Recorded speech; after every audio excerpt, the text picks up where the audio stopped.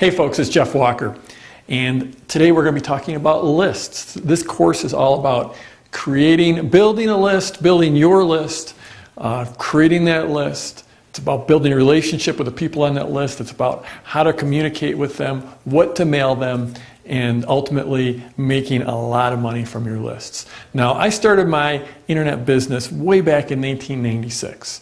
In 1996, the first thing I did was I started building a list. It was sort of crazy. I didn't even have a website. I didn't have a domain name. I had no web pages whatsoever, but I started an email list. I started sending out regular emails, and then we started building from there. We being me in basically, boy, it was humble beginnings.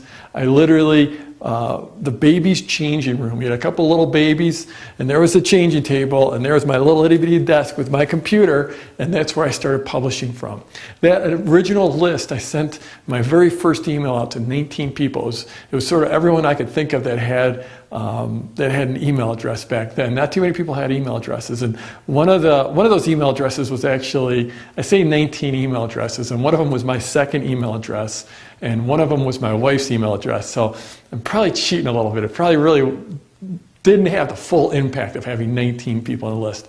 But I started publishing, and it gradually grew by word of mouth. It was August 30th, 1996 when I sent that first email. And then I sent 2 emails a month. By the second email, I'd probably grown up from 19 email addresses up to maybe like 23, and then up to maybe 30, and then it grew by word of mouth. And I'll talk about this, and I'll talk all about list building and how you do this. But that list, it eventually grew to about 80,000 people on that list. How do you grow from 19 or 17 people to 80,000? Well, you do it, that's what this course is all about. It's baby steps, and that's what that list was about. It was learning how to send that email. It was learning how to technically do it. It was sort of rocket science back then. It's a lot easier now.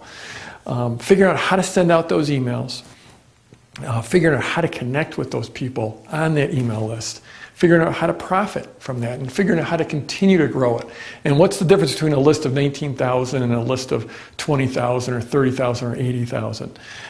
So that's really what we're going to be talking about. Not specifically building that list, but the lessons I've learned there. Since then, I've sent at least 10,000 individual different emails to my lists, 10,000 emails. So I've got a little bit of practice about sending emails, about writing emails, about connecting with emails. I've made millions and millions of dollars in sales. And I've helped my clients and my students and the people that I've taught, I've helped them make hundreds of millions of dollars of sales. So I've been there, I've done that, I've been through all this stuff. A lot of what I'm going to be talking about is email lists. I'm passionate about building those email lists. I remember about 7 or 8 years ago I was with someone who actually had quite a bit of expertise with email, and he declared, email is dead. That was 2003. That was in the spring of 2003. I think it's clear it's not dead. You know, I've done, in the last 3 or 4 years, I've done like 10 different million or multi-million dollar launches, product launches. And of course, that's what I'm known for, is Product Launch Formula. But a big part of that is the emails that you're sending out. Clearly, email wasn't dead in 2003. It wasn't dead in 2005 when I first published Product Launch Formula. It wasn't dead in 2008 when I came out with Product Launch Formula 2.0. It's not dead now. It's not going anywhere. We're also going to be talking about other lists, you know, some of the social media lists. Email isn't the only game in town. It's still my favorite game in town, but it's not the only game in town. So we're going to be talking about building lists, in different areas. So, it has been a wild ride. I don't know what it was that convinced me to start list building back in '96 before I had a website. I do remember this. This is something sort of interesting. Back then I was interested in the stock market. When I published, it was primarily about the stock market. And I remember back then, before I started publishing, there was some guy who would publish every day. He would publish sort of like a synopsis of what happened in the stock market with a whole bunch of data. And I remember somewhere reading where like he had like I don't know, it was like 600 or 800 or 1,000 people subscribing to his list. Back then, the world seemed a lot smaller. There's a lot fewer people were online and stuff like that. And I remember reading it. I'm like, man, I wish I had thought of that back when he thought of it, because there's just no way I'm ever going to, he sort of got the market cornered. And he obviously didn't have the market cornered. I mean, there's room for everyone. There's tons and tons of room. There's room for you out there to start publishing. And so that's what I really want to encourage you to do. This stuff, the thing to do is to just get started with building your list. It's not rocket science. It's about baby steps. I published that first email to 19 email addresses. And then I just figured it out, took baby steps from there. There was no training back then. Zero training, none. I had to figure everything out. You're going to get the benefit of some amazing training that I'm about to give you.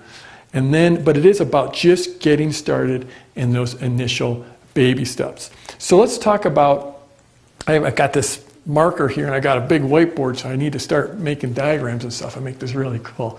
But some of the reasons that you want a list. I mean, basically, your list is an asset. And what I mean by that is, like, we're talking about online businesses, right? And it's my opinion, a lot of the things that people, when I build a business, and that's what you need to think about doing. A lot of people just think this is some lark, like you're going to make a few extra bucks. You might just want to make $200 extra a month or something like that, and that's why you're starting your internet business. A lot of people start out like that. I started out just if I could make, my thing was if I could make $10,000 in a year, it would change everything. Well, now I've got a business that does millions and millions of dollars in sales. So even if you're starting very modestly, I think you have to think of it like a business. And when you're building a business, I think you have to focus on building assets in your business. So if you look at it, things like a Google, like getting traffic from Google, or getting traffic from other search engines, or getting traffic from social media, those are not assets. You could have a #1 ranking at Google and get a bunch of traffic. That's not an asset, because it can go away at any time. Anytime Google changes an algorithm, it's gone. You can have an affiliate send you lots of traffic, and that's fantastic, but that's not an asset. When you're talking about your business online, there's very few things that I consider a hard asset that you control. One of them is a list. If you have a list, Google can't take that away from you. YouTube can't take that away from you. Your joint venture partners can't take it away. Your competitors can't take it away. You have got a real asset. You have control over your business. If you need to make money, you send an email. That's the way it works. And so I think building a list is the best way to build an asset within your business. Another asset is content. And I'm not really going to be going into creating content so much, but you can think of the email that you send your list, especially if you have an autoresponder that goes out to your list over time, that's an asset as well. So really what we're doing is we're focusing on an asset. And this is an asset that gives you power, it gives you authority, it gives you control. When you can send that email, I just have to underline this, because this really, 3 words. This is what a list means to me. It means money on demand.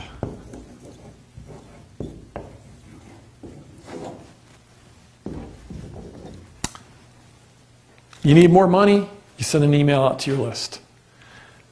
It's that simple. Now, we'll talk about how you're going to do that, ways to structure those emails. And I'm a big fan of product launches, so with the product launches you plan stuff out carefully, so it's not just willy-nilly you're blasting out emails. And actually I just used the word blast, and that will likely be the last time you'll hear that in this course. A lot of people talk about email lists, about blasting your list. Hey, I just blasted my list, or I'm going to send a blast. You hear that a lot.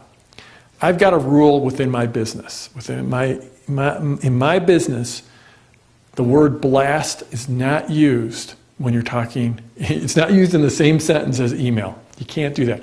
None of my staff are allowed to use that word. No one can say blast.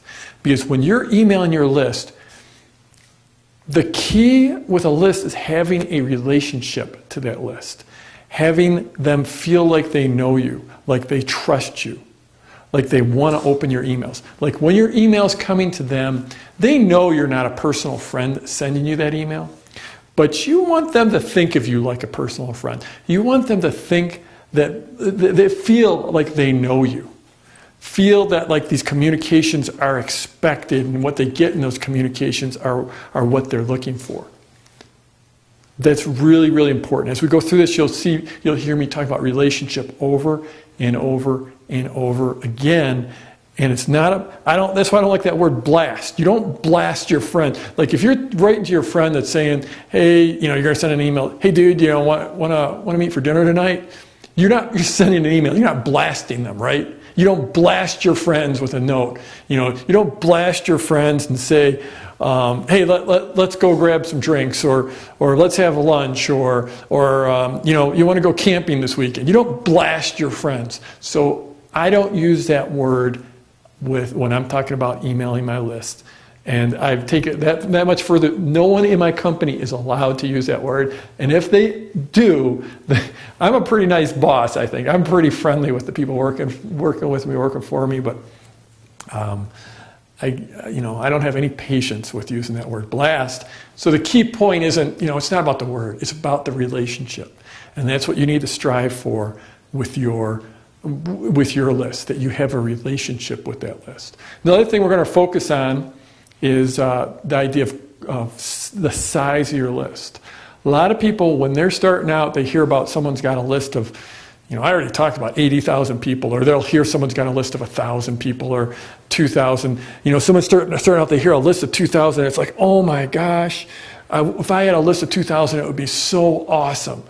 And then, when you get to 2,000, you hear about the person with the 10,000 person list, and you say, oh my God, if I had 10,000, and then you hear about someone with a 100,000 person list, and you always want your list to be bigger. You think that's the holy grail. A lot of people are chasing after having this huge list. But the size of your list is not important. What's important is whether they open your emails and respond to what you're asking them to do. Whether it's buy something, whether it's click on something, whether it's to go somewhere and opt in, it's to make a comment, it's to give you feedback, whatever it is, whatever influence, whatever action you want to influence, whether you're making that, having that influence, that's the important part. It's not about having 100,000 people. It's about having X number of people that open your emails and read your emails. And that's why we focus on relationship. I've had, I had a list one time of 300 people. Okay, 300 people, and I asked them to spend some money with me. And we had, I think, 297 of those people basically said yes and spent money with me. It was a $100 purchase. 297 out of 300.